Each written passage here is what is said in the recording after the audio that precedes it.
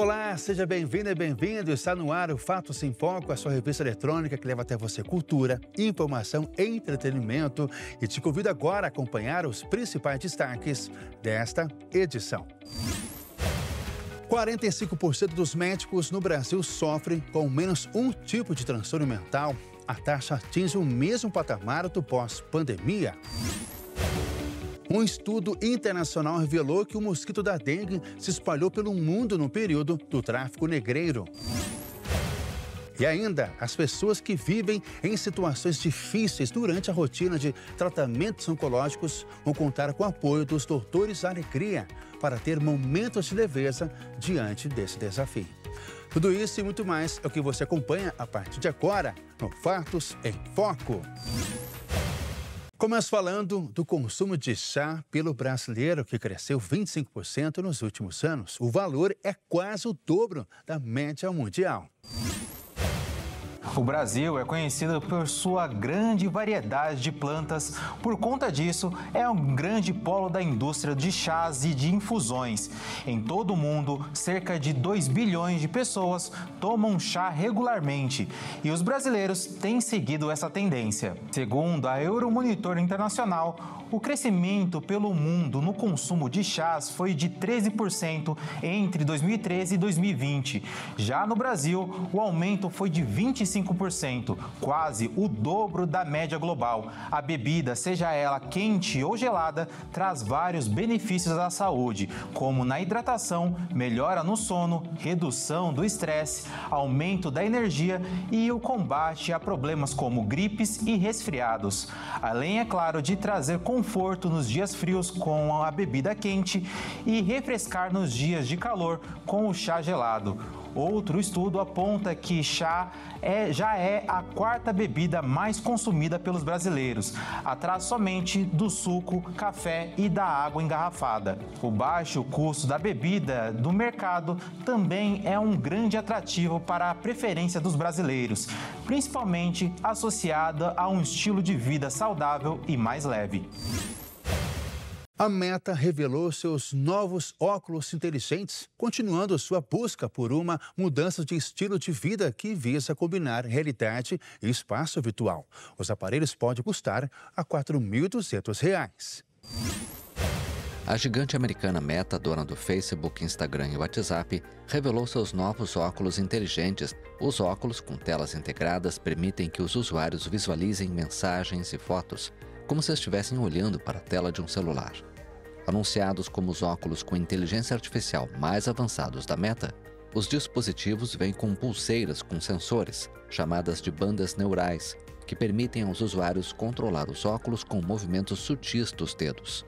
Os aparelhos custam $799, o equivalente a R$ 4.200. Há cerca de 4 anos, a Meta começou a investir pesado em realidade virtual e no metaverso. Mark Zuckerberg mudou o nome da empresa de Facebook para Meta no final de 2021 para refletir a mudança de estratégia. Mas a unidade de realidade virtual e aumentada da Meta perdeu 4,5 bilhões de dólares no segundo trimestre deste ano. O SAMU Indígena está promovendo ações de saúde na comunidade para levar orientações sobre o serviço de atendimento. Porém, alguns desafios ainda precisam ser enfrentados, como a falta de sinal de celular em muitos pontos das aldeias. A primeira unidade do SAMU Indígena do Brasil, inaugurada em 9 de agosto deste ano, trouxe uma melhora no atendimento aos indígenas das etnias Guarani, Terena e Kaiowá, que vivem na reserva indígena de Dourados, encurtando o tempo-resposta e, inclusive, dobrando o número de atendimentos diários nas aldeias Jaguapiru e Bororó. Para se ter uma ideia, nos primeiros 30 dias de funcionamento do serviço na reserva indígena, foram 150 ocorrências atendidas pela equipe, uma média diária de 5 chamadas, o que equivale a um aumento de 150% em relação à média anterior, que era de 2 ocorrências por dia.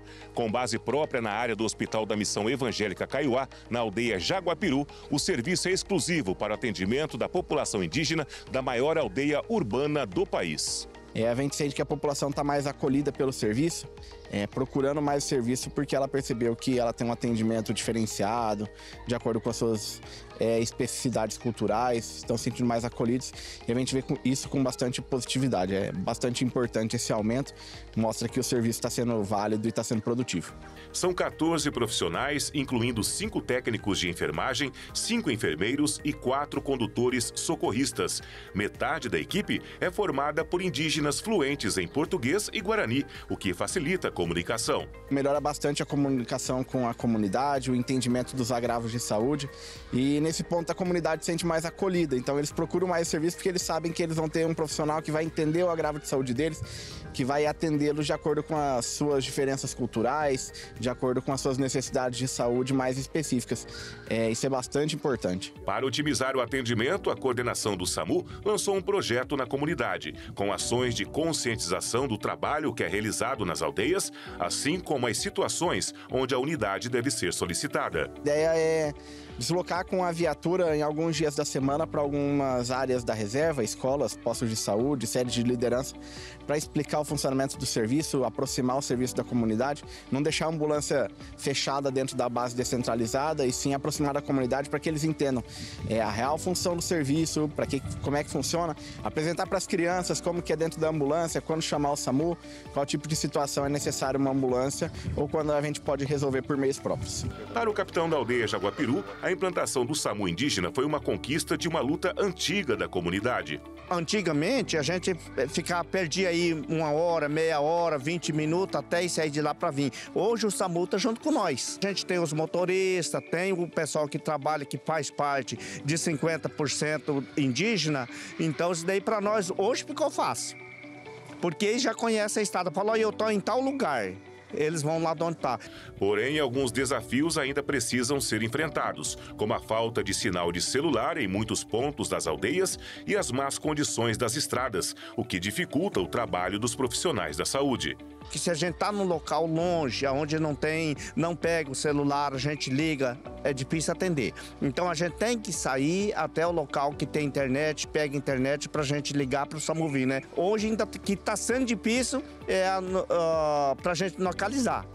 Eles localizar a gente localizar eles por causa do indivíduo da internet que tem lugar que não pega. Isso daí que a gente vem batendo em cima com o prefeito, para a gente sempre deixar essas estradas corretas para a gente localizar mais fácil o doente, o machucado, não sei, né? Mas que a gente vai bater em cima para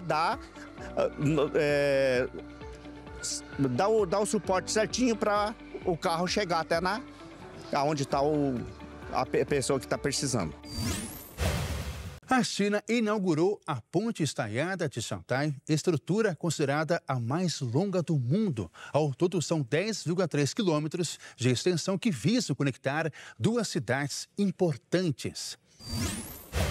De acordo com a agência de notícias estatal Xinhua, a infraestrutura foi construída para fortalecer a conexão entre as duas cidades, localizadas na costa leste da China e que se estendem pelo rio Yangtze, na província de Jiangsu.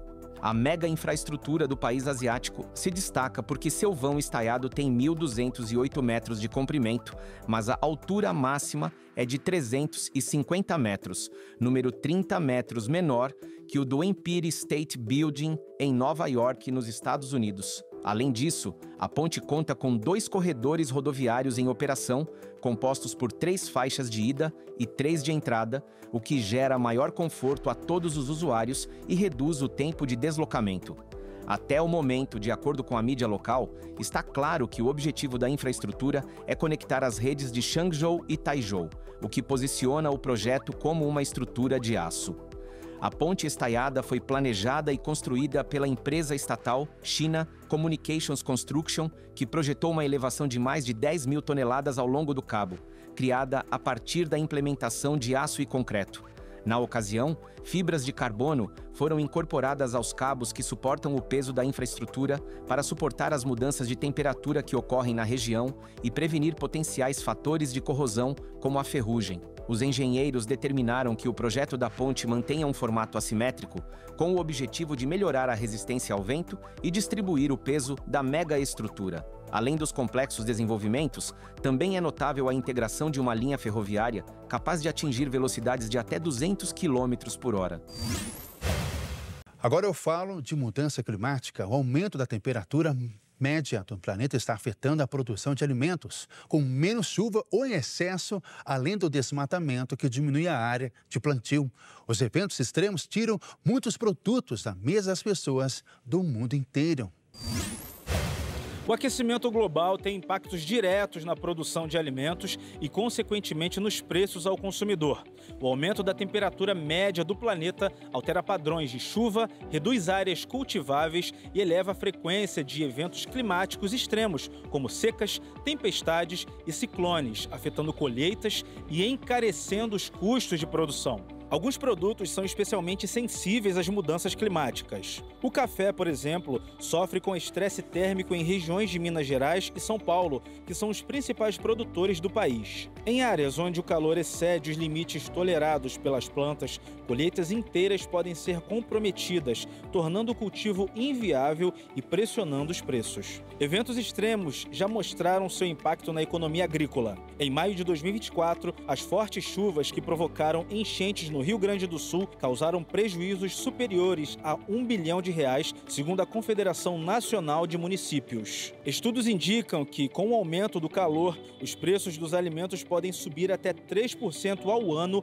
até 2035, com África, América do Sul e Sul da Ásia sendo as regiões mais vulneráveis. Especialistas apontam que muitas vezes não são necessárias grandes inovações tecnológicas para reduzir os efeitos do clima sobre a produção.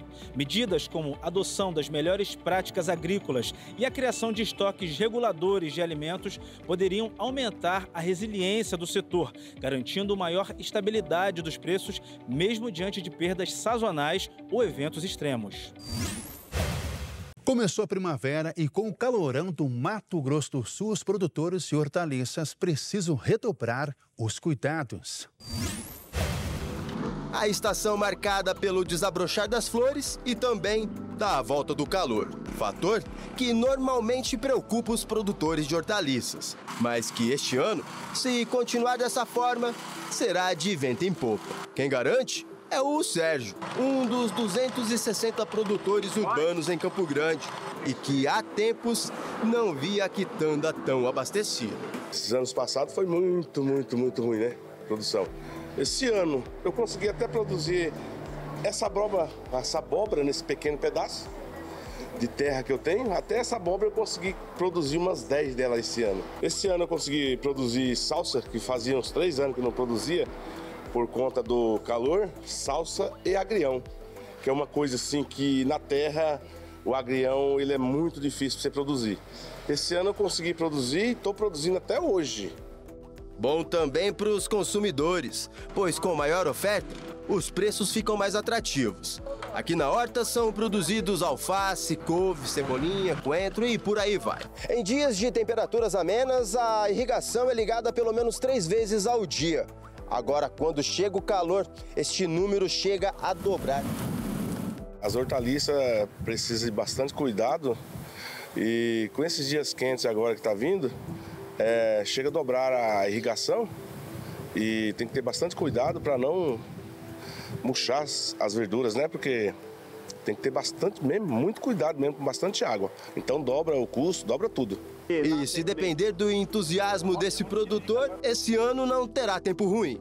Para quem gosta, é o período propício de preparar aquela saladinha. Rapaz, essa é a melhor época de consumir salada, porque tá muito quente, o pessoal vai mais na verdinha, né? Na saladinha verde, né? Isso é muito bom. Um cardápio com muitos vegetais coloridos indica a presença de antioxidantes. Um estudo chinês investigou o vínculo entre o consumo desses alimentos e a prevenção da obesidade, sugerindo que eles podem reduzir a inflamação e a resistência à insulina, fatores-chave no desenvolvimento da obesidade. O trabalho realizado por pesquisadores da China foi publicado no periódico científico Frontiers in Nutrition, que investiga o elo entre o consumo de antioxidantes e a prevenção da obesidade. Foram avaliados dados de 17.067 participantes, vindos do National Health and Nutrition Examination Survey, IANES, que é uma grande pesquisa que monitora o estado nutricional de parte da população norte-americana. Os cientistas chineses constataram que entre os adeptos de alimentos antioxidantes havia menor risco para o excesso de peso. Uma das explicações é de que os antioxidantes podem atenuar inflamações e ajudar a combater a resistência à insulina. Apesar da ação positiva dos antioxidantes, é importante destacar que os benefícios estão associados à ingestão alimentar, uma vez que a suplementação em altas doses pode desencadear danos à saúde. Exemplo disso é a vitamina E, que em excesso pode ser tóxica. A suplementação só deve ser realizada com recomendação médica e após a realização de exames. Entre os grupos de alimentos que oferecem antioxidantes estão a vitamina A, presente na gema de ovo, na batata doce, no leite e no espinafre. A vitamina auxilia na saúde ocular e desempenha papel importante em prol do sistema imunológico, participando da produção de células de defesa. Outra aliada da imunidade é a vitamina C, que pode ser encontrada em frutas como laranja, acerola, caju e goiaba, e ainda na couve e no pimentão. A atuação da vitamina C é destacada em muitos artigos na redução de processos infecciosos e no fortalecimento dos ossos. É encontrada no abacate, azeite e nozes. A vitamina E se destaca pela função cardioprotetora e por auxiliar no retardamento do envelhecimento precoce. Entre os minerais destacam-se o selênio, que é encontrado em abundância na castanha do Pará, que atua na diminuição do risco do câncer e no combate de problemas cardiovasculares e danos cerebrais. Basta uma unidade diária de castanha para suprir as necessidades nutricionais. O frango, feijão, leite e seus derivados também são fontes do mineral. Fundamental para o crescimento e o desenvolvimento, o zinco não pode faltar no cardápio da criançada. Ele também colabora com o sistema imunológico. A falta do zinco abre brechas para a entrada de oportunistas perigosos, caso do vírus da gripe. É encontrado na sardinha, na aveia e no grão de trigo. Já entre os carotenoides, o licópeno, que dá o tom vermelho ao tomate, melancia e pitanga, está envolvido na redução do risco de câncer, em especial de próstata. Já o beta-caroteno, encontrado na cenoura, manga e abóbora, protege os olhos e os ossos. Menos conhecidas, a criptoxantina e a zeaxantina atuam em prol da saúde ocular. É encontrada na nectarina, no pêssego e em hortaliças como a couve e o espinafre. Apesar de não terem sido citadas na pesquisa dos chineses, os fenólicos é outro grande grupo de substâncias de ação antioxidante, que gera benefícios cardiovasculares. Entre os exemplos, há desde as antocianinas, que estão na jabuticaba e açaí, passando pelas catequinas, encontradas no chá verde e na cereja, até a quercetina, da cebola e o resveratrol da uva roxa e do amendoim. Do microscópio para o campo, a espirulina, aquela microalga famosa por seus benefícios à saúde, agora está sendo usada como insumo sustentável para o solo e para as plantas. O trabalho é tão inovador que já ganhou prêmios nacionais mostrando o valor da pesquisa no Pantanal. No microscópio, a imagem lembra um pequeno cacho. Esta é a espirulina, uma microalga conhecida pelos benefícios à saúde humana. E agora entra no campo como bioinsumo, ajudando a reduzir a dependência de fertilizantes químicos e impactos sobre o solo. A espirulina, sim, ela é muito utilizada para a saúde humana, como nutracêutico, como elaboração de alimentos, né, como já existem vários do mercado. O nosso objetivo de pensar nela como um uso no bioinsumo é pela questão de custo de produção.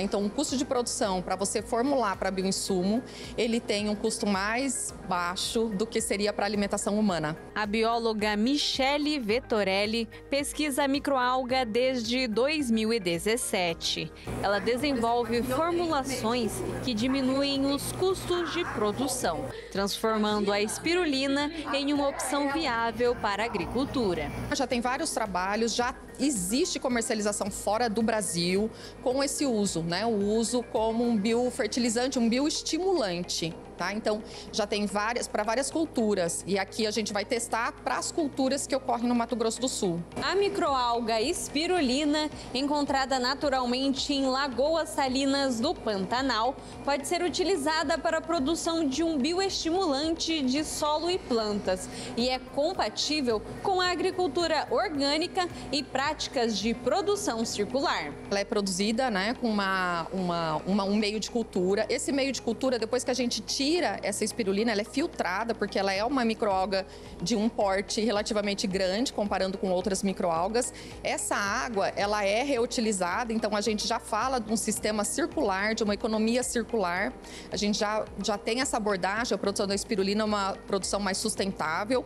Em relação à produção orgânica, a gente tem meios, né, orgânicos para a produção dessa espirulina. Então, isso é algo que a gente vai também abordar no projeto. O trabalho ganhou destaque nacional. Entre mais de 100 projetos no desafio Pantanal Tech, a pesquisa foi escolhida como a grande vencedora. A primeira seleção, que foram os 10 primeiros, eu já fiquei bem, assim, foi realmente muito interessante ver o potencial do nosso projeto aqui para a região. E quando veio a premiação, né, o primeiro lugar, então foi uma emoção muito grande. Foi muito bacana ver que o que a gente faz aqui na academia, na pesquisa, isso é valorizado, né, fora. Então existe esse grande potencial. Agora, o estudo avança para novas etapas, como testes de aplicação direta no solo, com o apoio de parceiros em Aquidauana, levando a pesquisa do laboratório para o campo. A produção massal dessa espirulina em escala, então aqui a gente está num laboratório, né, que é tudo em escala muito pequena, experimental, que continua, porque a gente precisa de pesquisas ininterruptas, né, para sempre melhorar o meio de cultura e diminuir custos de produção. Então nós já temos essa parceria com o EMES.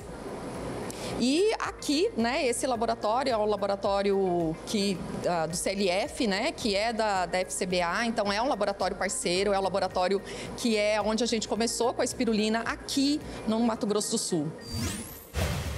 E aumentaram os problemas de saúde mental dos médicos brasileiros. Quase metade de quem atende precisa fazer consultas com os colegas para resolver problemas gerados pela tensão de quem cuida da vida dos outros, além do excesso de trabalho. Um estudo recente revelou que 45% dos médicos brasileiros convivem com algum tipo de transtorno mental, como ansiedade, depressão e burnout. O levantamento intitulado Qualidade de Vida dos Médicos 2025 foi conduzido pela AFIA, empresa de soluções médicas, e mostrou que o índice permanece no mesmo patamar registrado no período pós-pandemia de 2022. Em comparação com a pesquisa realizada entre julho e agosto de 2024, houve um crescimento de 13%, o que acende um alerta sobre a saúde mental dos profissionais da área. Os pesquisadores destacam que, embora o cenário seja preocupante, o aumento pode estar associado a maior conscientização sobre o tema, o que tem levado os médicos a reconhecerem sintomas e buscarem ajuda especializada. Para especialistas, o retrato atual não reflete apenas um agravamento da saúde mental, mas também uma diminuição do estigma em torno do diagnóstico, permitindo que os profissionais exponham as dificuldades de forma mais transparente. A ansiedade aparece como o transtorno mais frequente, atingindo cerca de 40% dos médicos, sendo que quase um quarto relatou o surgimento dos sintomas no último ano. Em seguida, a depressão, que acomete 37,6% da categoria, e o burnout completa o quadro de maior incidência. Um dado preocupante, porém, é que muitos dos profissionais diagnosticados afirmam não estar em tratamento, o que aumenta os riscos de agravamento das condições. O estudo também aponta desigualdades importantes. Mulheres médicas apresentam índices mais altos nos 3 quadros analisados e relataram piora em relação ao ano anterior. Segundo os pesquisadores, esse dado pode estar relacionado à sobrecarga emocional, à dupla jornada e a fatores estruturais de desigualdade de gênero. Entre os jovens de até 35 anos, metade já recebeu o diagnóstico de algum transtorno mental, enquanto entre os mais velhos, essa prevalência diminui progressivamente expressivamente, chegando a apenas 18% nos profissionais com mais de 56 anos. Diante desse panorama, especialistas defendem que o cuidado com a saúde mental dos médicos precisa ser colocado como prioridade estratégica. A profissão, embora gratificante e admirada, exige rotinas intensas e de alta pressão. Políticas institucionais de bem-estar, incentivo à prática de hábitos saudáveis e abordagens inclusivas são vistas como medidas fundamentais para que profissionais consigam cuidar de si mesmos e, consequentemente, oferecer atendimento de qualidade à população. Depois da pandemia, trabalhadores passaram a prestar serviços à distância direto de suas casas e não estão gostando de mudança do rumo de muitas empresas que passaram a exigir o modelo presencial. Muitos até mudam de emprego, abrindo vagas para outros. E as mulheres são as mais descontentes. O retorno ao trabalho totalmente presencial pode aumentar ainda mais a rotatividade no mercado de trabalho brasileiro, que já registra índices elevados. Um levantamento realizado por empresas privadas mostra que 34% dos trabalhadores entrevistados, independentemente do gênero, afirmaram ter intenção de deixar os empregos, mesmo que parte da flexibilidade de home office seja mantida. O dado reforça uma tendência que preocupa especialistas em recursos humanos e gestão de pessoas. Nos últimos 12 meses, encerrados em abril, mais de um terço dos empregados com carteira assinada trocaram de empresa, um salto em relação aos 25% registrados há 5 anos. Esse movimento de troca constante demonstra que os profissionais estão cada vez mais atentos às condições de trabalho e dispostos a buscar alternativas que melhor se encaixem em suas rotinas pessoais e familiares. O impacto do fim do trabalho remoto, no entanto, se mostra mais significativo para as mulheres, enquanto 66% dos homens afirmaram que considerariam deixar o emprego caso perdessem a possibilidade parcial do home office. Entre elas, esse índice sobe para 77%. No cenário de retorno integral ao presencial, a intenção de saída atinge 81% das mulheres, contra 66% dos homens, revelando um peso maior do modelo de trabalho na permanência feminina no mercado. Entre os fatores apontados como principais perdas em caso de volta total ao presencial, o equilíbrio entre vida pessoal e profissional foi destacado por 83% das mulheres e 76% dos homens. Já a redução do estresse aparece em seguida, citada por 81% das trabalhadoras e 72% da parte deles.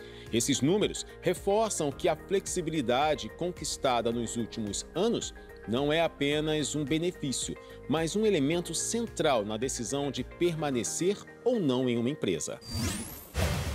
Os países da América Latina estão investindo em startups de tecnologia para ganhar destaque na corrida global por inovação. 7 em cada 10 empresas são brasileiras. O estudo foi realizado por uma companhia de expansão de Deep Techs, empresas baseadas em avanços científicos e inovações tecnológicas.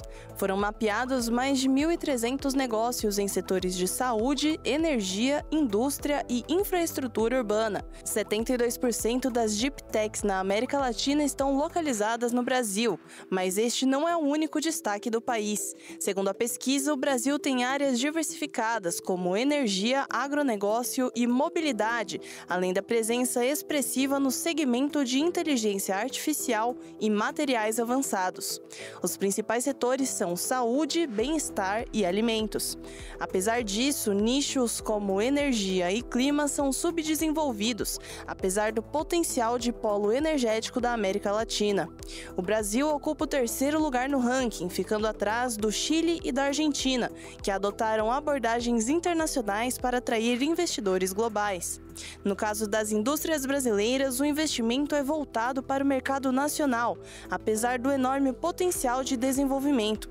A América Latina investe pouco em pesquisa e desenvolvimento em comparação com as Deep Techs da América do Norte e Europa, que mantêm níveis elevados de 2 a 3%, enquanto a América Latina permanece abaixo de 1% há mais de 2 décadas. A recomendação dos especialistas para mudar esse cenário é expandir os centros de pesquisa, atrair e incentivar cientistas internacionais, além de implementar fundos atrativos para empreendedores e impulsionar as Deep Techs. Agora eu falo sobre um casal de pandas e um zoológico da França, que vão retornar à China após a fêmea ter sido diagnosticada com insuficiência renal. Vamos conferir. Um popular casal de pandas de um zoológico da França vai retornar à China em novembro. O diretor do zoológico de Beauval, no centro da França, Rodolphe Delors, informou à AFP sobre a ida nesta segunda-feira, que ocorre após a fêmea ter sido diagnosticada com insuficiência renal. Huan e Yuanzi chegaram ao parque em 2012 como parte do programa de diplomacia do panda da China. O gigante asiático envia estes mamíferos para todo o mundo por meio da iniciativa. Os pandas, ambos com 17 anos, deveriam permanecer na França até janeiro de 2027. Mas, de acordo com o diretor do zoológico, vão retornar a um santuário em Chengdu, em consulta com as autoridades chinesas. Ele afirmou ainda que preferiram transportar a fêmea doente para a China antes que a condição dela se agrave. O retorno do casal está previsto para novembro de 2025, para que possam viver a aposentadoria deles em paz.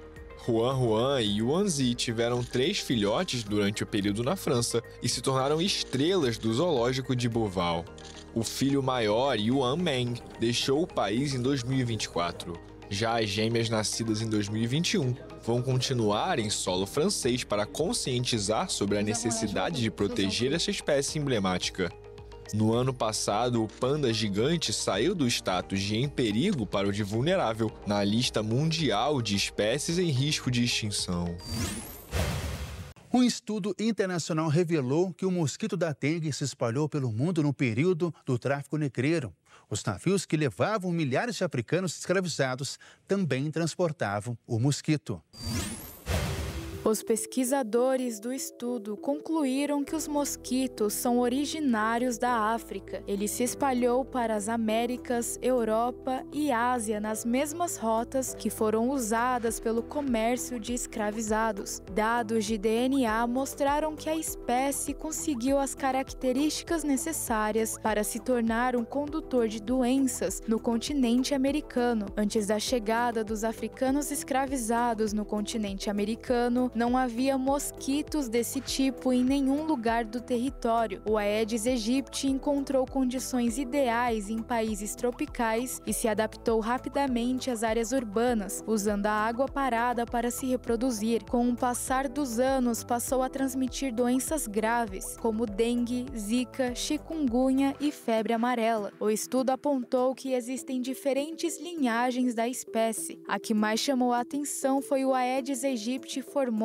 um inseto que voava pelas florestas tropicais africanas há milhares de anos. As fêmeas dessa espécie se alimentam do sangue de diversos animais e não apenas de seres humanos. Segundo os cientistas, o mosquito foi considerado uma praga global e está presente em mais de 100 países, expondo bilhões de pessoas ao risco de infecções todos os anos. Os dados do estudo ajudaram os pesquisadores a compreenderem melhor a diversidade genética da espécie e a criação de novas estratégias para combater os mosquitos. No Brasil, especialistas destacaram que medidas simples ainda são fundamentais para reduzir o avanço de doenças, como eliminar os focos de água parada. O Brasil é o terceiro maior mercado para a indústria de produtos para pets do mundo, mas este ano o setor deverá diminuir o seu crescimento. No entanto, manterá o vigor para garantir o lucro de quem apostou nos cães e gatos.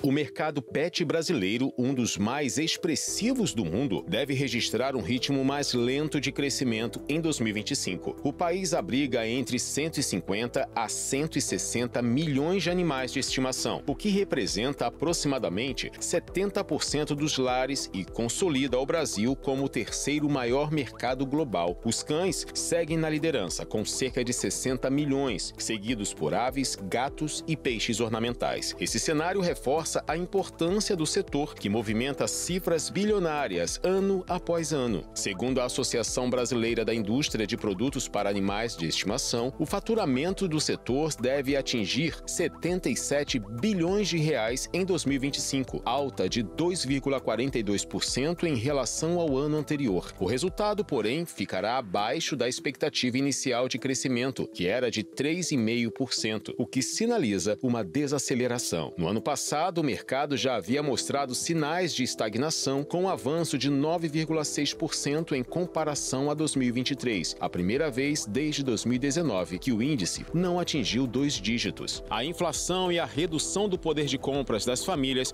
são apontadas como fatores que impactam diretamente no consumo.